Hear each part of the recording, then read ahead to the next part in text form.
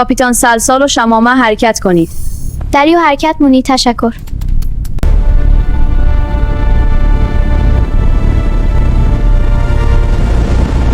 سلسال مو گم دنیا شدیمو. نگران نباش، گم نموشی، جایی نامنگری. فکر مونی مو در کجا باشی؟ نزدیکای یک سیاهچاله هستیم. اگر بخوای به میچید برسی باید داخل سیاهچاله شونی. خب با سیاهچاله چه کار کنی؟ سیاهچاله که همه چیز را نابود میکنه. ما از دانشمندان پیش از خودمون خو یاد گرفتیم که چی رقملی از سیاهچاله استفاده کنیم. در یاد مست درس 25 از کتاب عبور از سیاهچاله.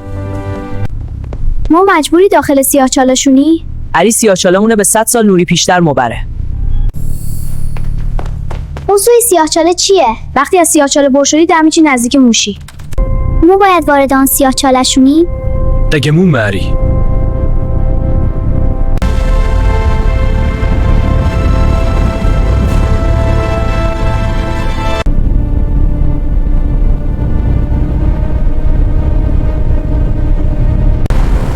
سیاهچاله در یود سیاهچاله نزدیک موشی.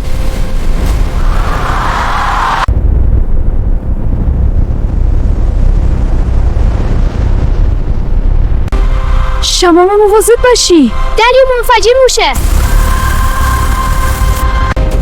اگه این رقم پیش بره نابود موشیم. خدایا کمک کن.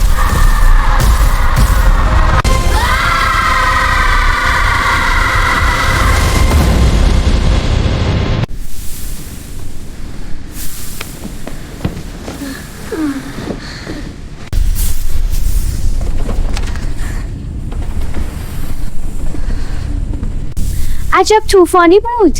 پگه شما سر وظیفه.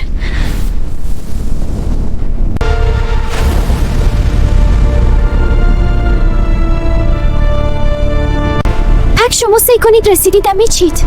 علی تا 10 دقیقه دیگه میچید رمنگری. میچید از دور فقط 7 ستاره پالوی معلوم موشه، اما از نزدیک کلو قشنگه.